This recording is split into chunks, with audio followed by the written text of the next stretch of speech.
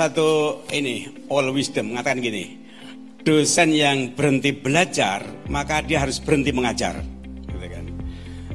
Karena bagaimana akan majukan mahasiswanya kalau dosennya juga tidak selalu shopping. Kalau dosennya ini meningkat, maka kepangkatannya juga lancar dan dampaknya juga bagus bagi mahasiswa. Tapi dosen untuk selalu meningkatkan kualitasnya, riset, itu kan butuh biaya yang banyak, gitu kan. Dan itu perlu dana.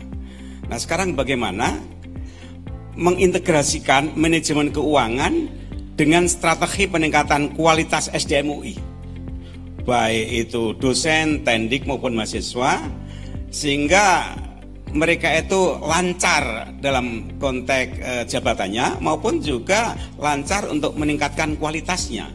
Jadi ini tanpa dukungan kegiatan akademik yang sustain dan juga keuangan yang bagus, dua-duanya kan akan terganjal. Kira-kira bagaimana mengatasi ini? Silahkan manfaatkan waktu, 3 menit dimulai sekarang. Baik, terima kasih. Konsep yang penting adalah strategi drive budget. Jadi kita sebagai pengelola fakultas ataupun pengelola universitas harus merumuskan strategi yang penting, yang baik, yang strategis di tengah keterbatasan dana. Pengalaman kami di IMERI maupun di FKUI, international collaboration, international partnership menjadi hal yang sangat penting dan memanfaatkan keunggulan kita. Sebagai contoh, kita punya klaster penyakit infeksi di IMERI, anggotanya lintas departemen, hampir semua departemen ada mahasiswa S1, S2, S3, ada dosen, ada tendik.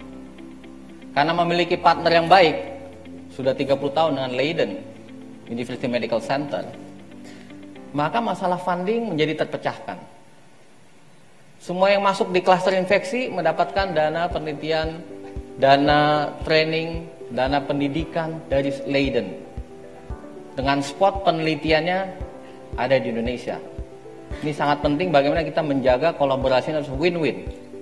Memanfaatkan indigenous study tentang infeksi, Helmin, tentang infeksi filaria di sebuah desa di Sumba Barat Daya.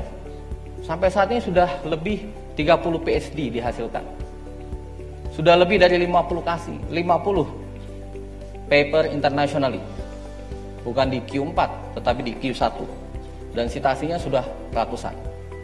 Oleh karena itu, model-model seperti ini yang harus di-copy ke klaster-klaster yang lain yang ada di IMERI, di FKUI maupun fakultas-fakultas yang lain yang ada di UI. Dan saya kira beberapa tahun yang lalu Pak Rektor juga dengan beberapa dekan di UI juga pergi ke Leiden untuk mengcopy kolaborasi. Dan yang kedua, selain kolaborasi, public-private partnership sangat penting. Inilah tugasnya seorang pimpinan, manajer melihat mana opportunity unit yang bisa menghasilkan walaupun dia melakukan riset atau edukasi. Kita punya clinical trial unit, tempat dilakukan uji klinik obat baru, alat kesehatan baru. Berlomba-lomba pabrik obat, berlomba-lomba pabrik alat kesehatan datang. Bawa uangnya ditenteng berkoper-koper, untung nggak di OTT oleh KPK. Inilah opportunity. Di sana bisa terjadi training. Tendik ikut bagaimana melakukan good clinical practice. Mahasiswa S1, S2. Laboratorium dibangun dengan public-private partnership. Juga engagement alumni. Ya, sangat banyak alumni-alumni kita juga datang ke kampus, membangunkan laboratorium, memberikan beasiswa untuk pendidikan. Terima kasih.